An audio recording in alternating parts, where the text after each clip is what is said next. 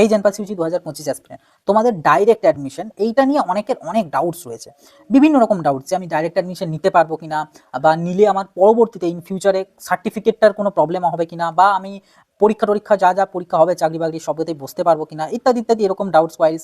এবার যদি কোনো প্রবলেম না হয় সেক্ষেত্রে কোন কলেজগুলোর দিকে যাব, মানে কি কি ফ্যাক্টর আমি দেখবো কলেজে, এরকম অনেক কিছু তোমাদের মনে ডাউটস রয়েছে। তো সব কিছু নিয়ে আমি ডিটেলসে কিন্তু একটা বড় ভিডিওতে একদম ইন ডেপথে আলোচনা করেছি।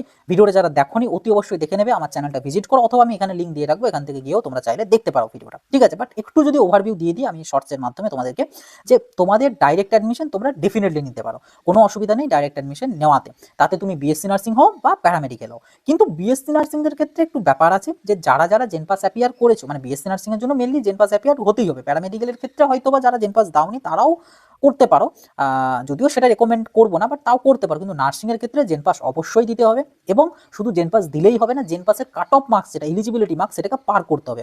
ওই অর্থাৎ তোমাদের যে নিচে র্যাঙ্ক কার্ডের নিচের দিকে সেই ইনস্ট্রাকশন ছিল তার ঠিক উপরটাতে 3টে রো ছিল, ওই 3টে রো এর মধ্যে ফার্স্ট রোটাতেই লেখা ছিল যে আমাদের নার্সিংয়ের জন্য কাউন্সিলিংয়ের জন্য এলিজিবল কিনা। তো যদি ইয়েস লেখা থাকে তাহলে তুমি নির্দ্বিধায় ডাইরেক্ট অ্যাডমিশন নিতে পারবে, কোনো অসুবিধা নেই। কিন্তু যদি নো লেখা থাকে তাহলে কিন্তু ভর্তি হতে পারবে না। কলেজ হয়তো তোমাকে নিয়ে নেবে, বাট সেটা তোমার জন্য ক্ষতিকারক, তোমাকে যখন তখন কলেজ থেকে বের করে দিতে পারে কোনো টাকা রিফান্ড ছাড়াই।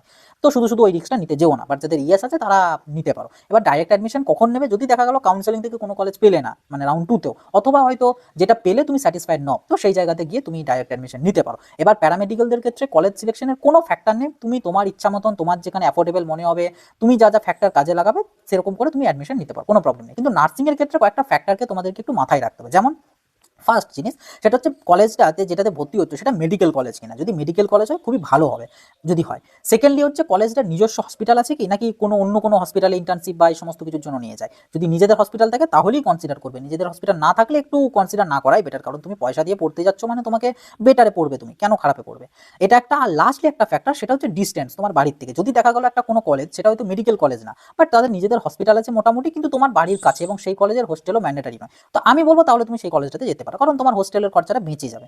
তো এইরকম কয়েকটা ফ্যাক্টরের উপর তোমাদেরকে কাজ করে পরে কলেজগুলোকে সিলেক্ট করতে হবে। তবে অবশ্যই রেকমেন্ড করা হবে মেডিকেল কলেজ হলে ভালো হয়, সাথে নিজেদের মেডিকেল কলেজ হলে নিজেদের হসপিটাল তো থাকবে, কিন্তু যদি মেডিকেল কলেজ না হয় সেক্ষেত্রে যেন অ্যাটলিস্ট নিজেদের হসপিটাল থাকে, তাহলে চলবে। এবার যাদের হয়তো দেখা গেল এরকম ফ্যাক্টর কাজ করিয়ে যে যে কলেজগুলো আসছে সেগুলোর ফিজ কোনোটা অ্যাফোর্ড করতে পারবে না, তখন তুমি তোমার মতন করে যে কোনো একটাতে ভর্তি হতে পারো। তাও সেটা চেষ্টা করবে যেন আইএনসি এবং ডাব্লিউবিএনসি অ্যাপ্রুভড হয়, তাহলে ঠিক আছে। মানে আইএনসি অ্যাপ্রুভাল পেন্ডিং এরকম কোনো কলেজে কিন্তু যাবে না।